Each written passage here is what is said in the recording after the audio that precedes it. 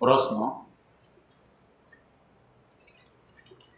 মহানবী সাল্লাল্লাহু আলাইহি ওয়াসাল্লাম বলেছেন, আত্মীয়তার সম্পর্ক ছিন্নকারী জান্নাতে প্রবেশ করতে পারবে না। যদি আপন ভাই বোন ফিতনা সৃষ্টি করে তাদের সাথে সম্পর্ক না রাখতে কি পাপে ভাগী হব? উত্তর, যদি দেখি তাদের সাথে সম্পর্ক রাখলে দিনের ক্ষতি হয় কিংবা দুনিয়ার ক্ষতি হয়, তাহলে সম্পর্ক না রাখলে কোনো গুনাহ হবে না। আর যদি দেখে না দিনের ক্ষতি হবে না, দুনিয়ারও ক্ষতি হবে না, এই অবস্থায় সম্পর্ক না রাখলে গুনাহ হবে। যদি অন্য কথাবার্তা নাও বলি, দেখা হলে সালাম দিই, তাহলে সম্পর্ক না রাখার গুনাহ হবে না, সালাম দেওয়া যথেষ্ট হবে। প্রশ্ন, মুত্তাকি কিভাবে হওয়া যায়? উত্তর, গুনাহ পরিহারের মাধ্যমে মুত্তাকি হওয়া যায়। মুত্তাকি প্রত্যাবর্তক শব্দ, তার অর্থ বাঁচানেওয়ালা, পরিহারকারী। যে গুনাহ থেকে বাঁচে, গুনাহ পরিহার করে, তাকে বলে মুত্তাকি। ইবাদতের তুলনায় গুনাহ থেকে বাঁচা অনেক কোটি কোটি গুণ বেশি প্রয়োজন। আমি ঘর বানাইতে পারি আর না পারি, যে ডেরাবাসে আসি আগুন যাতে না লাগে, এদিকে সতর্ক থাকতে হবে বেশি। গুনাহ হল আগুন, জান্নাত থেকে জাহান্নামে নিয়ে যাওয়ার জন্য একটি গুনাহ যথেষ্ট। প্রশ্ন, আমি হজে যাওয়ার নিয়ত করেছি, এখন আমার স্ত্রীও যেতে চায়, কিন্তু 5 বছরের জমজ বাচ্চা আছে, এখন করণীয় কি? উত্তর, যদি স্ত্রীর উপরও হজ ফরজ হয়ে থাকে তো বাচ্চার কোনো ব্যবস্থা করে স্ত্রীকেও হজে নিয়ে যাবেন। আর যদি ফরজ হয়ে না থাকে, নফল হজ হয়, তাহলে বাচ্চা কাচ্চা দেখাশোনা করা জরুরি। প্রশ্ন, অনেক হজ এজেন্সি আছে, তারা নাকি কমিটমেন্ট ঠিক রাখে না, ভালো কোনো হজ থাকলে নাম বলে উপকৃত হতাম। উত্তর, এটা বলা আমাদের জন্য মুশকিল। প্রত্যেক এজেন্সি কারোর জন্য অনেক ভালো, কারোর জন্য খারাপ। এটা হলো নিজ নিজ ব্যাপার স্যাপার। আবার অনেকেই ভালোকেও খারাপ মনে করে, অনেকে খারাপকেও ভালো মনে করে। এখানে থাকতে মনে করি মক্কা শরীফ তো সোনার দেশ, আর সোনার মদিনা তো বলেই থাকে যে সেখানে গেলেই তো পুরোটা দেশ এয়ার কন্ডিশন, সেখানে গেলে মুফতে খাবার চলে আসবে সামনে, আমাকে কোনো কষ্ট করতে হবে না। ব্যাপারটা এরকম নয়। যারা হজ করেছে তারা জানেন হজের 5 দিনে অনেক কিছু এজেন্সির হাতে থাকে না, এগুলো সরকারের হাতে থাকে। এজেন্সি চাইলেও আপনার চাহিদা সবসময় পূরণ করতে পারবে না। এগুলো আগে নিষ্কৃষে মানায় নিয়ে হজ করতে গেলে দেখবেন যে ঠিকই কষ্ট হবে না।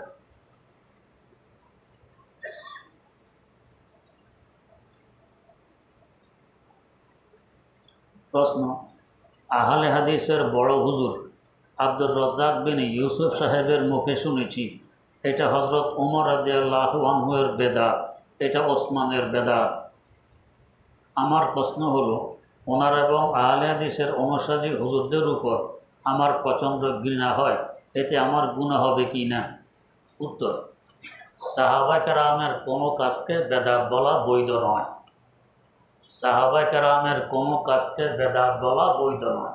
আমাদের আদর্শ হিসাবে নবী করিম সাল্লাল্লাহু আলাইহি ওয়াসাল্লাম তাদেরকে আমাদের সামনে রেখে গেছেন। যেমন জুমার দ্বিতীয় আজান, দ্বিতীয় আজান মানে যেটা আমরা আগে দিই বড় মাইকে, সেটা দ্বিতীয় আজান। আগে তো ছিল ইমামের সামনে যেটা দেওয়া হয়, এটা প্রথমে ছিল। আর ওসমান গনি রাদিয়াল্লাহু তাআলা আনহুর জমানা যখন মদিনার বস্তি বড় হয়ে যায়, মুসল্লি বেড়ে যায়, তখন মুসল্লিদেরকে জুমার ওয়াক্ত হয়ে গেছে জানানোর জন্য বড় একটি আজান দেয়া হতো বাইরে। এটা তখন ছিল না। এটাকে আল্লাহ মাফ করুন আহলে ভাইরা বলে বেদাত, এটা ওসমানের বেদাত। ইন্না লিল্লাহি ওয়া ইন্না ইলাইহি রাজিউন। সাহাবায়ে কেরামের কোনো আমল বেদাত হওয়ার প্রশ্ন আসে না। তেমনিভাবে তারাবির নামাজ আগে যার যেমন একা পড়তো, 2-4 জন মিলে জমা করে পড়তো। ফারুক আজম ওমর রাদিয়াল্লাহু তাআলা আনহু দেখলেন যে এটা একটা বিশৃঙ্খলা দেখা যায়। হযরত আব্দুর রহমান ইবনে আউফ রাদিয়াল্লাহু আনহুকে ইমাম বানিয়ে বলেন সবাই একসাথে এক জামাতে পড়বে। এই এক জামাতে পড়াটা শুরু করেছেন ওমর ফারুক রাদিয়াল্লাহু তাআলা আনহু। আহলে হাদিস ভাইরা বলেন এটা ওমরের বেদাত। আস্তাগফিরুল্লাহ। এই সাহাবীর কোনো আমল কি নয়, বেদাত নয়। অথচ হুজুর সাল্লাল্লাহু আলাইহি ওয়াসাল্লাম নিজে বলে গেছেন, আলাইকুম বিসুন্নতি ওয়া সুন্নাতিল খুলাফায়ে রাশিদিন আল মাহদিয়িন। আমার সুন্নাতকে আঁকড়ে ধরা তোমাদের কর্তব্য। তেমনিভাবে আমার খলিফাদের সুন্নতকে আঁকড়িয়ে ধরা তোমাদের কর্তব্য। ওমরে ফারুকও খলিফা, ওসমানে গনিও খলিফা রাদিয়াল্লাহু আনহুমা। তো এদের কোনো কাজকে হুজুর বলতেছেন সুন্নত আঁকড়িয়ে ধরো, আর আহলে হাদিস ভাই যদি বলে বেদাত, এটা করা যাবে না, তাহলে চিন্তা করুন কোন পর্যায়ে পৌঁছেছে। আল্লাহ হেফাজত করুন। প্রশ্ন: আমার বোন গরিব, আমরা তাকে সাহায্য সহযোগিতা করে থাকি, কিন্তু আমার বোনের মেয়ের বিয়ের কথা চলছে। আমার বোনের পক্ষে বিয়ের খরচ বহন করা সম্ভব নয়। প্রশ্ন হলো, আমার জাকাতের টাকা দিয়ে বোনকে সাহায্য করতে পারবো কিনা এবং সাহায্য করলে আমার জাকাত আদায় হবে কিনা? উত্তর: ভাই ভাইকে, ভাই বোনকে, বোন ভাইকে জাকাত দিতে পারে যদি এরা জাকাত খাওয়ার উপযোগী হয়। তো বাস্তবে যদি আপনার বোন জাকাত খাওয়ার উপযোগী হয়, বোনকে টাকা মালিক বানিয়ে দিলে এরপরে টাকা বোন বিয়ে খরচ করবে, এতে জাকাত আদায় হবে। উল্টা ডবল সওয়াবের ভাগিদারও আপনি হবেন। এক তো জাকাত আদায়ের সওয়াব, আরেক হলো আত্মীয়কে সাহায্য করার সওয়াব।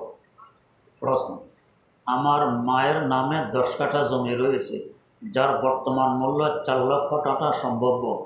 এর উপর জাকাত ফরজ হবে কি? মেহেরবানি করে জানালে উপকৃত হতাম। উত্তর: যদি এই জমির উৎপাদন দিয়ে আপনার মায়ের জীবিকা নির্বাহ হয়, তাহলে জাকাত আসার প্রশ্ন আসে না। আর যদি এই জমির উৎপাদন দিয়ে জীবিকা নির্বাহ হয় না, জীবিকা নির্বাহ হইয়া উদ্বৃত্ত থাকে, তো তাহলে জমির উপর জাকাত আসে না। যেহেতু জাকাত আসতে হলে বর্ধনশীল সম্পদ হওয়া আবশ্যক, জমিন বর্ধনশীল নয়। হ্যাঁ, যদি জমিটি ব্যবসার নিয়তে খরিদ করে থাকে, জমি খরিদ করেছে ব্যবসার নিয়তে, দাম বাড়লে বিক্রি করব, তাহলে কিন্তু এই জমির মূল্য যদি নেশাব পরিমাণ হয়, জাকাত ফরজ হবে। প্রশ্ন: যদি কারো এক ওয়াক্ত নামাজ কাজা হয়, তাহলে পরবর্তী ওয়াক্তে যদি কাজা না আদায় করে আগে ওয়াক্তে নামাজ আদায় করা হয়, তাহলে কবুল হবে কি? উত্তর: যদি দেখেন যে কাজা আগে আদায় করতে গেলে ওয়াক্তের নামাজের ওয়াক্তটা শেষ হয়ে যাবে, এই মুহূর্তে ওয়াক্তের নামাজ আগে পড়বেন, কাজা পরে পড়বেন। আর যদি এমন অবস্থা না হয় যে কাজার পরও ওয়াক্তের নামাজ পড়তে পারবো, ওয়াক্ত শেষ হবে না, এখন নিয়ম হলো আগে ওয়াক্তের নামাজ পড়বেন, কাজার নামাজ আগে কাজা পড়বেন, ওয়াক্তের নামাজ পরে পড়বেন। যদি আগে ওয়াক্তের নামাজ পড়ে নিলেন, এরপর কাজাটা পড়লেন, এই ওয়াক্তের নামাজটা নষ্ট হয়ে গেছে, এটাকে আবার পুনরায় করতে হবে। প্রশ্ন: হাঁটু দেখা গেলে কি অজু ভঙ্গ হবে? যে না, হাঁটু দেখা গেলে অজু ভঙ্গ হয় না, তবে গুনাহ হয়। প্রশ্ন: কোরআন তেলাওয়াতের ক্ষেত্রে আমরা যেমন কলকলা, তাজদিদ, জজম, গুন্না ইত্যাদি ব্যবহার করে পড়ি, ঠিক তেমনই কি অন্য দোয়া, যেমন ঘুমানোর দোয়া, মসজিদ প্রবেশের দোয়া, দুরূদ শরীফ ইত্যাদি, এগুলো তো কি গুন্না, তাজদিদ এসবের ব্যবহার হবে? উত্তর: যে আরবি ভাষার নিয়ম, এটা সবখানে ব্যবহার হবে। প্রশ্ন: রাসূল সাল্লাল্লাহু আলাইহি ওয়াসাল্লাম বলেন, তোমাদের কেউ প্রকৃত মুসলিম হতে পারবে না যতক্ষণ না আমি তার কাছে তার পিতা, তার সন্তান ও সব মানুষের চেয়ে বেশি মহব্বতের পাত্র না হই। এটা কি সত্য? সত্য হলে এটা আমরা কিভাবে পালন করব? কেননা আমরা তো তাকে দেখিনি। অপরদিকে আব্বা আম্মা আমাদের কত ভালোবাসে, ভাই। উত্তর: এটা বাস্তব কথা, বুখারী শরীফের সহিহ হাদিস। যতক্ষণ না সব কিছু থেকে আমার ভালোবাসা বেশি না হবে, ততক্ষণ তোমরা মুমিন হতে পারবে না। এটা সত্য হাদিস। তো এখন প্রশ্ন, মনে হয় যেন আমরা তো বেশি ভালোবাসি না, আব্বা আম্মাকে বেশি ভালোবাসি, ছেলে মেয়েকে বেশি ভালোবাসি। একটু লক্ষ্য করুন, আপনার সামনে যদি আপনার ছোট্ট ছেলে রাসূল আকরাম সাল্লাল্লাহু আলাইহি ওয়াসাল্লামের একটা গালি দেয়, কী করবেন? গালে চুমু খাবেন না এক চড় লাগাই দিবেন? তাহলে এবার বলেন তো মহব্বত বেশি কার? হ্যাঁ, যদি আপনার ছেলেকে সামনে এবং আল্লাহ রাসূলকে সামনে, দুজনকে পাশাপাশি ধরে এক ব্যক্তি পিস্তল ধরে যে দুজনের একজনকে আমি গুলি করব, বলো তো কাকে করব? বলেন তো কী বলবেন? বলে শুধু ছেলে নয়, আমার 1000 ছেলে কোরবান, আমি কোরবান, পিতামাতা কোরবান, খবরদার আমার রাসূলের দেহে যাতে আঁচ না লাগে। তা বলবো কি না? বলবো। তাহলে এবার বলেন মহব্বত বেশি কার? আখতার শেরানি, ভারতের একজন বড় কবি ছিলেন আখতার শেরানি। নামাজ কালাম, দিন শরীয়ত তেমন দাঁত ধরত না, ছিল মুসলমান, মদ পান করতো, মদ। একদিন মদের বোতল হাতে এখন পান করতেছে। এই টাইমে এক নাস্তিক এসেছে, সুবিধা ভোগ করবে। তার উদ্দেশ্য এই সময় তার মুখ দিয়ে আল্লাহ রসুল সাল্লাল্লাহু আলাইহি ওয়াসাল্লামের বিরুদ্ধে কিছু কথা বের করে দিন। আর মুসলমান যদি মুসলমানদের রসুলের বিরুদ্ধে বলে, বিজেপির কাছে এটা বড় গ্রহণযোগ্য হবে। এই উদ্দেশ্যে সে এসে প্রথমে জিজ্ঞেস করতেছে, আক্তার শেরানি সাহেব, অমুক কবির ব্যাপারে আপনার কি মতামত? তাহলে একটা কবি হইল, কিসের কবি? দু চার কথা বলে দিল। এরপর অমুক সাহিত্যিকের ব্যাপারে আপনার কি ধারণা? আরে কিসের সাহিত্যিকের? সাহিত্য একটা সাহিত্য হইল, দু চার কথা বলে দিল। এইভাবে কয়েকজনের কথা বলতে বলতে তার আসল উদ্দেশ্যে এসে গেছে। এবার বলে, তো নবী মোহাম্মদের ব্যাপারে আপনার কি ধারণা? জানা এখন মদ পান করতেছে, এমন দিন শরীরের দাব ধারে না, এ সময় কিছু কথা বের করে নিতে পারবো। যখন বলল নবী মোহাম্মদ সম্পর্কে আপনার কি ধারণা, বলা মাত্র মদের গ্লাস নাস্তিকের মুখে মারছে। মেরে বলছে, বদভক্ত, আমার জীবনের শেষ সম্বল কেড়ে নিতে এসেছে। তো যখন ক্ষেত্র আসে তখন বুঝে আসে আসলে মহব্বত বেশি কার। তো রাসূল আকরাম সাল্লাল্লাহু আলাইহি ওয়াসাল্লামের মহব্বত বাস্তবে মুসলমানদের অন্তরে বেশি। ক্ষেত্র আসলে এটা প্রকাশ হয়। হাফেজ হজরত যখন ডাক দিলেন ব্লগারদের কটাক্ষের বিরুদ্ধে, শাপলা চত্বরে লক্ষ লক্ষ মানুষ জমা হয়েছে, 100-150 কিলোমিটার থেকে পায়ে হেঁটে এসেছে। গাড়ি ঘোড়া বন্ধ করে দেওয়া হয়েছিল, হোটেল বন্ধ করে দেওয়া হয়েছিল। এর ভিতর দিয়েও এই লক্ষ লক্ষ মানুষ এখানে জমা হয়েছে কিসের মহব্বত? রাসূল আকরাম সাল্লাল্লাহু আলাইহি ওয়াসাল্লামের মহব্বত। প্রশ্ন, যদি কোনো মেয়ে তার বিয়ের পর নিজের বাপের বাড়িতে সফর করে 15 দিনের কমে এবং 48 মাইলের দূরত্ব হয়, তাহলে সে কি নামাজ কসর করবে?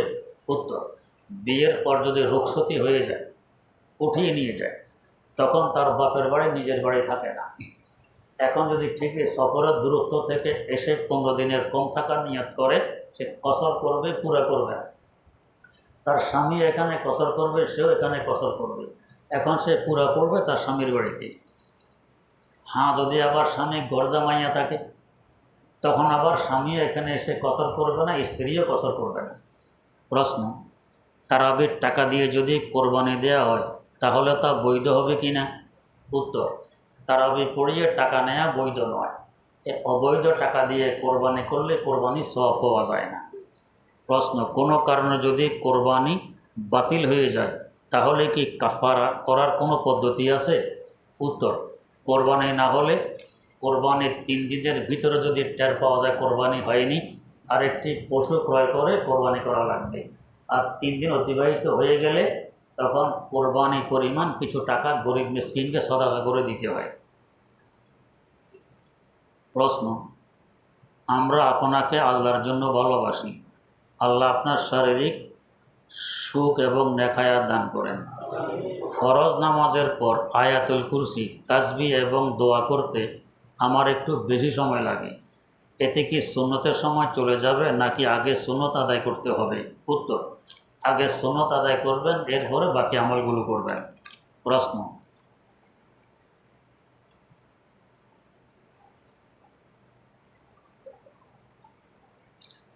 ভালো কাজের উদ্দেশ্যে বন্যার্তদের জন্য টাকা সাধারণ মানুষের কাছ থেকে উঠিয়ে পৌঁছে দিয়েছে এবং আমরা ওই টাকা থেকে যাত্রার যাবতীয় খরচ এবং নিজেরা খাবার খেয়েছি।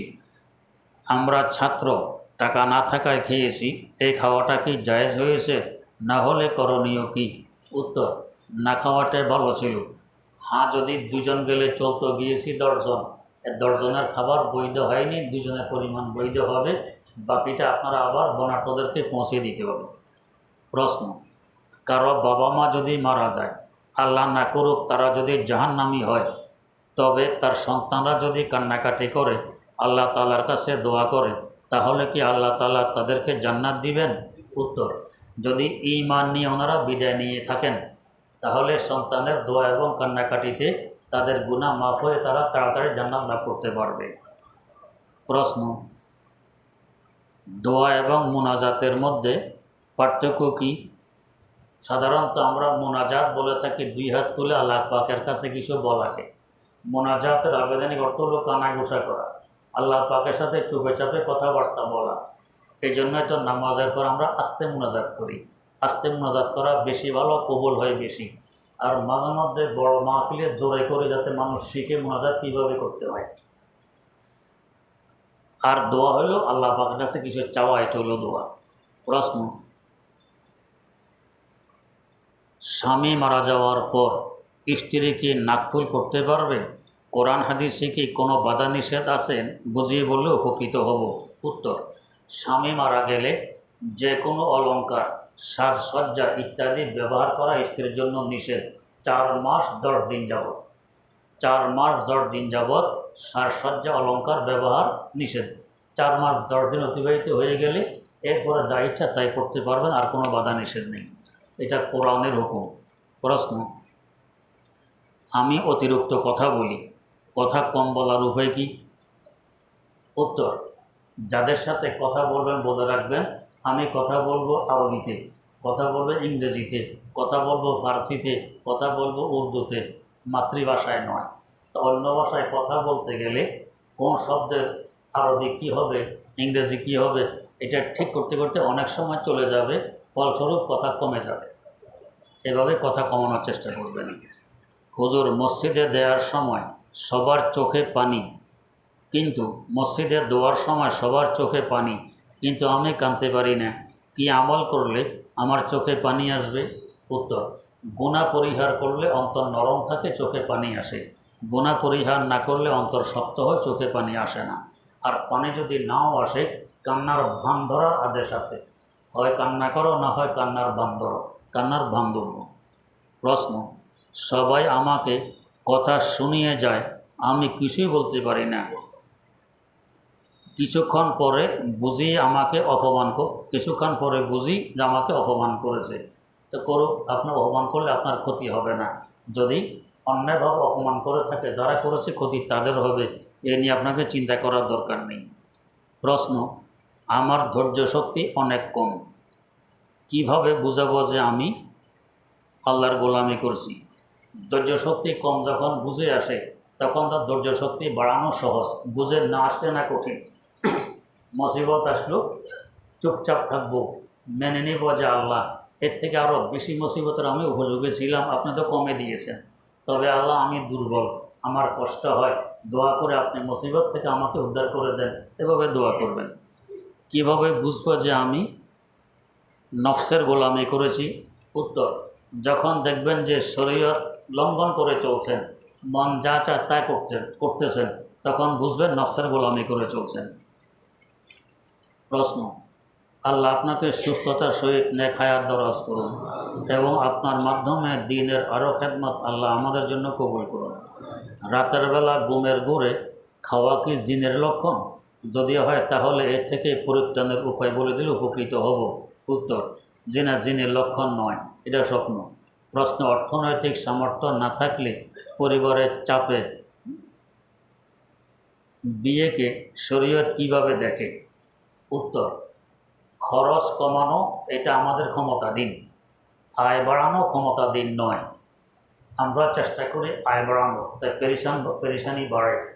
এই জন্য নিত্য প্রয়োজনীয় খরচ বাদ দিয়ে বাকি খরচ কমাই ফেলি। আস্তে আস্তে দেখবেন যে আসলে সমস্যাগুলো কেটে গেছে। আর দ্বিতীয়ত, স্ত্রী যেখানে আছে তার রিজিক সেখানে যায়। আপনি দাওয়াত দিয়েছেন মেহমানকে যে হুজুর আকবর মসজিদে আসবেন, আমি খানা খাওয়াবো। এখন খাবারটা আকবর মসজিদে পরিবেশন করবেন না আন্দুরি মসজিদে? আকবরে। কেন? মেহমানরা আকবর মসজিদে। মেহমান আকবর মসজিদে, খাবার আন্দুরি মসজিদে পরিবেশন করা এটা পাগলের কাজ নয়? পাগলের কাজ। তো আপনার যেখানে আছে আল্লাহ পাক সেখানে তার রিজিক পাঠান। আপনার স্ত্রী বিয়ের আগে থাকে আপনার শ্বশুর বাড়িতে, তার রিজিক ওইখানে যায়। আপনি বিয়ে করে আপনার বাড়ি নিয়ে আসুন, তার রিজিক আপনার বাড়িতে আসবে। বিয়ের আগে দেখা যায় যে স্ত্রী পালার ক্ষমতা নাই, আর্থিক সবলতা নাই, বিয়ে করবে ইনশাআল্লাহ সবলতা আসবে। হাদিস শরীফে আছে, এক ব্যক্তি এসে দরবারের নবুয়তে অভিযোগ দিল, হুজুর আমার অভাব অনটন খুব বেশি। হুজুর বলেন বিয়ে করো। উল্টা পরামর্শ না, বলতেন কাজ করো চাকরি করো, তা না করে করলেন কি বিয়ে কর। হুজুরের পরামর্শে বেচারা বিয়ে করছে, অভাব আরও বাড়ছে। এসে বলি, হুজুর আপনার পরামর্শে বিয়ে করলাম, অভাব তো আরও বেড়ে গেছে। আরেকটা করো। আরও ওটা না, আরেক বিয়ে করছে, অভাব আরও বাড়ছে।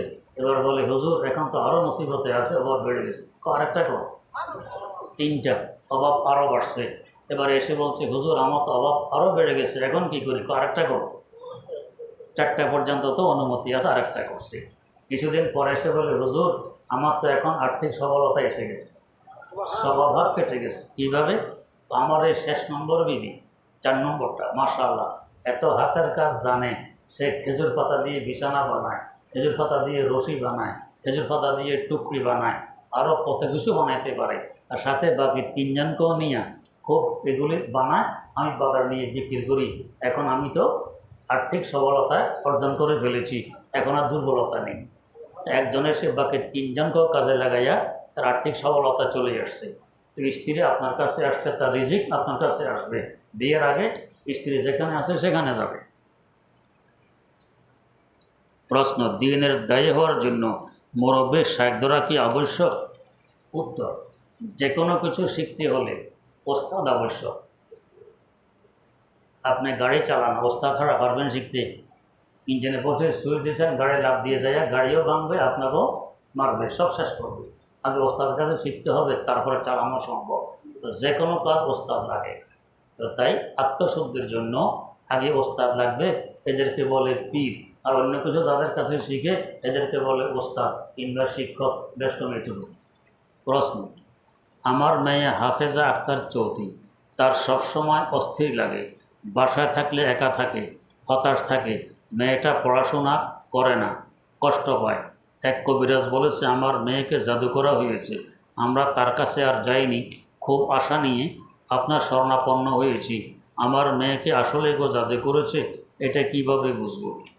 উত্তর, এ জাদুটোনা জিনবোধ এটা আরেক লাইন। এই লাইনে আমি একেবারে অজ্ঞ। এই লাইন সম্পর্কে আমার কোনো অভিজ্ঞতা নেই। আমি তাবিজ দেখি না, লিখতে পারিও না। জিনের দর্শনা জাদু করছে এগুলো আমি বুঝি না। আমার কাছে এই প্রশ্ন করলে কোনো লাভ নেই। দোয়া করি আল্লাহ আপনার মেয়েকে সুস্থ রাখুক। তবে এর কাছে মোবাইল আছে কি না অনেকেই বোঝে না, জিনে ধরছে। যেমন এক ব্যক্তি এসে বলতেছে আমার ছেলেকে জিনে ধরছে। কীভাবে বুঝলেন? কয় যে মোবাইল নিয়ে বাথরুমে ঢুকে 2 ঘন্টাও বাথরুমের দুয়ার খোলে না, জিন তাকে আটকে রাখে বাথরুমের ভিতরে। মোবাইল নিয়ে গেলে সে বেহুশ হয়ে যায়, জিন তাকে বেহুশ করে ফেলে। বলেন তো, জিন এই বেহুশ করে না মোবাইলই বেহুশ করে? তো জিন তো তারে ধরে না, তার মা বাবারে ধরছে। এটাও বোঝা না যে জিনে ধরছে না মোবাইলে ধরছে। তো তার হাতেও যদি মোবাইল থাকে, মেয়ের হাতে হয়তো এগুলো হইতেছে কিনা একটু খেয়াল করে দেখবেন। প্রশ্ন, এবার আমরা শাশুড়িকে কোরবানি দেই। আমাদের একজন দূরে থাকায় তার গোশত ফ্রিজে রেখে দেই। আমাদের শরিকদের একজন সুদখোর চাঁদাবাজ ছিল। এক কথায় তার সব সম্পদই বলতে গেলে হারাম উপার্জিত। আমরা জানা সত্ত্বেও তাকে শরিক করি। পরবর্তীতে অনুপস্থিত শরিকের অংশ দিলে সে বলে গোশত খাওয়া হারাম, কারণ তোমরা আমাকে না জানিয়ে সুদখোরকে জেনে বুঝে শরিক করেছ, কাজে আমি নিব না। প্রশ্ন, এখন কি আমাদের ও আমাদের প্রাপ্য অংশ খাওয়া হারাম ছিল? সমাধান দিবেন। উত্তর, যে বাস্তবে হারাম ছিল এতে কারো কোরবানি হয়নি, গোশতগুলো গরিব মিসকিনকে দান করে দিবেন। প্রশ্ন, যদি কোনো ইমাম ব্যক্তি নামাজে ভুলবশত কোনো ওয়াজিব ছেড়ে দিয়ে অন্য ফরজের দিকে চলে যায়, অতঃপর মুসল্লিরা লোকমা দেওয়ার পর সে পুনরায় ওয়াজিবের প্রতি প্রত্যাবর্তন করে, তাহলে তার নামাজের হুকুম কি? উত্তর, শেষে সাহু সেজদা দিলে নামাজ হয়ে যাবে। অনেকে বলে ফরজ ছেড়ে ওয়াজিবের দিকে এসেছে বিধায় নামাজ নষ্ট হয়ে গেছে, এ কথা সঠিক নয়। প্রশ্ন, আমার আহলিয়া বেশ কিছুদিন যাবৎ অনেক অসুস্থ। আল্লাহ রাব্বুল আলামিন তাকে সুস্থ করে দেন।